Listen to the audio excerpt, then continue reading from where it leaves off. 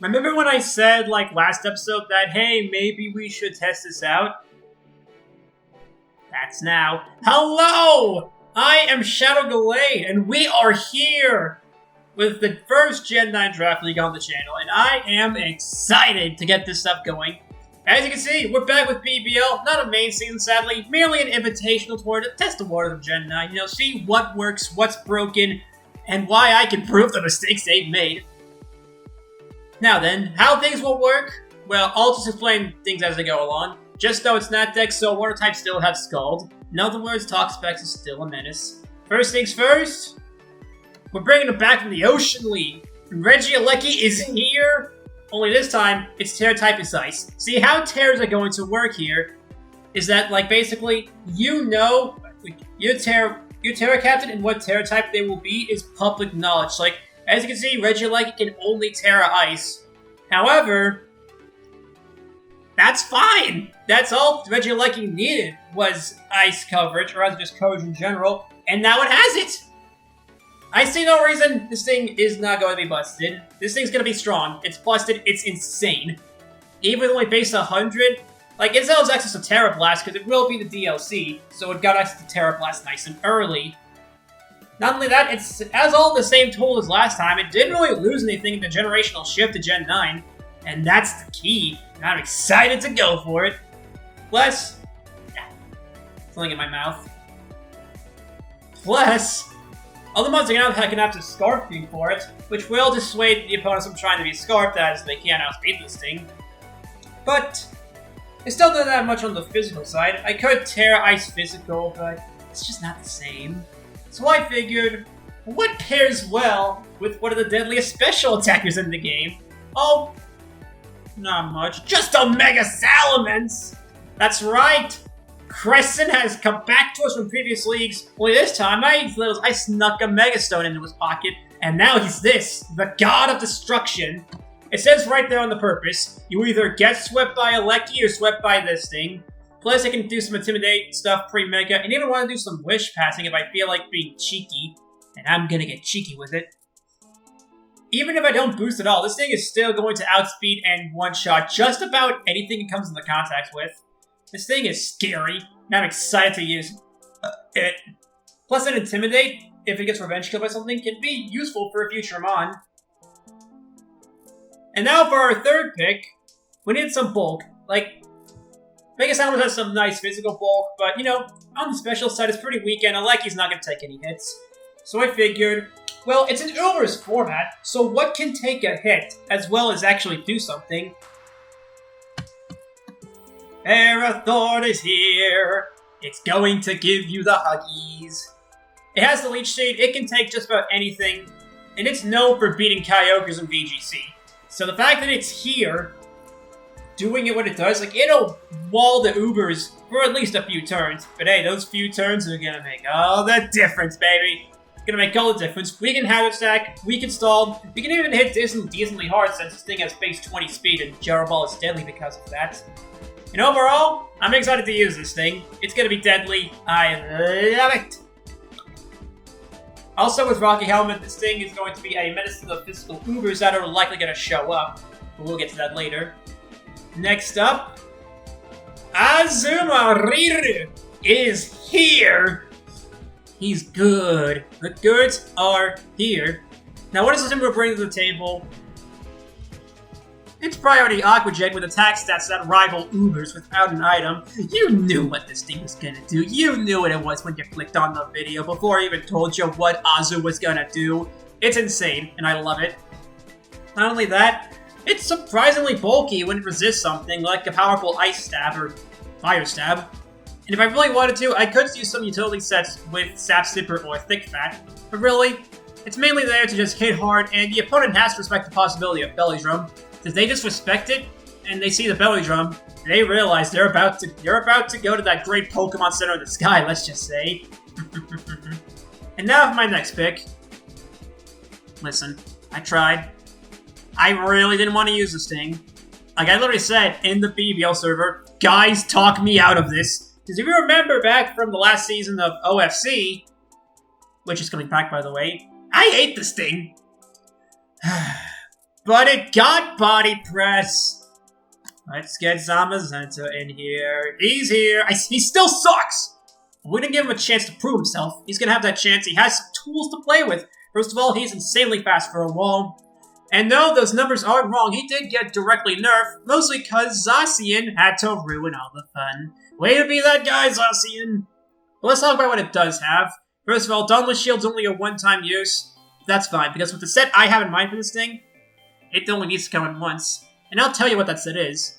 Iron Defense Body Press. What, you thought it was some super complex set? No, they decided to give this thing Body Press in Gen 9, which I say it totally should have gotten originally.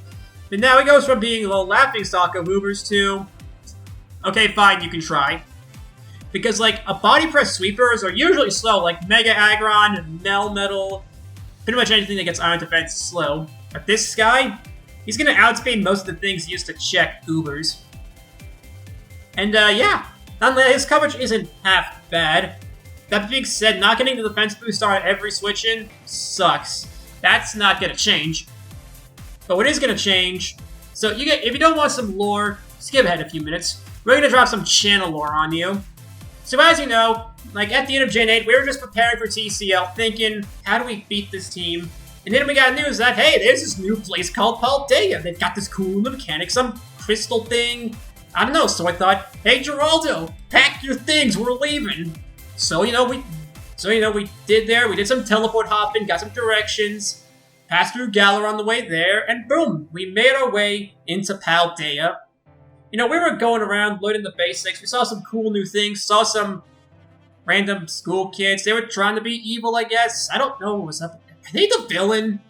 Man, they used to be evil. Whatever, and then we saw this cool little crystal ball, and it Terra things, and we learned how to use that. And that's how we can Terra Regieleki, because we learned how to Terra in Paldea. And while we were just hanging around after a lesson where I learned how to Terra, we saw this cool-looking armor. And I thought, it looks kind of cool. So I told Geraldo to put it on, see what it looked like in it, And then, something I learned after the fact. Remember, Geraldo's a half-shadow Pokemon.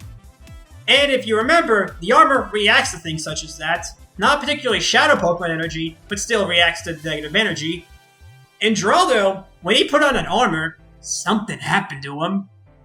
Ladies and gentlemen, it's been a while, but I introduce to you Geraldo the Cerulege!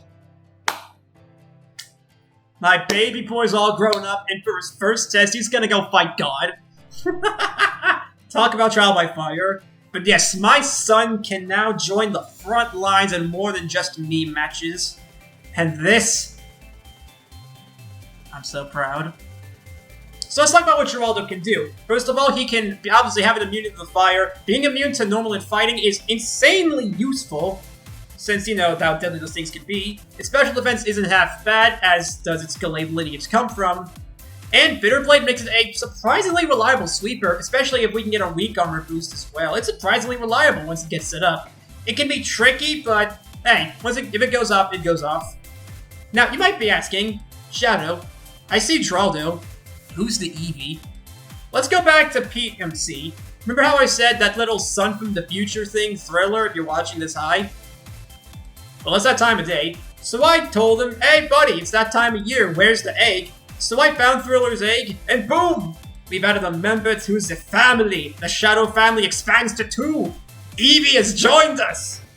And I should probably mention his Terra type is Electric, if anyone's curious. Is he gonna evolve into Jolteon like his father? Or I guess his future self, I should say. Not father. His future self. Will he do something else? Well, we know his Terra's gonna be Electric. Probably a nod to his future self. But overall, I'm curious to see what this little guy's gonna do. So for now, present Thriller, welcome. Take the seat Geraldo left for you. It's still nice and warm. And Geraldo, welcome to the front lines. We'll see you in a week. Now then, feel-good moment aside, we have a bit of a speed gap in our thing. Like, it goes from 128 in Zamazenta to 200 in Regieleki. How do we get something between that?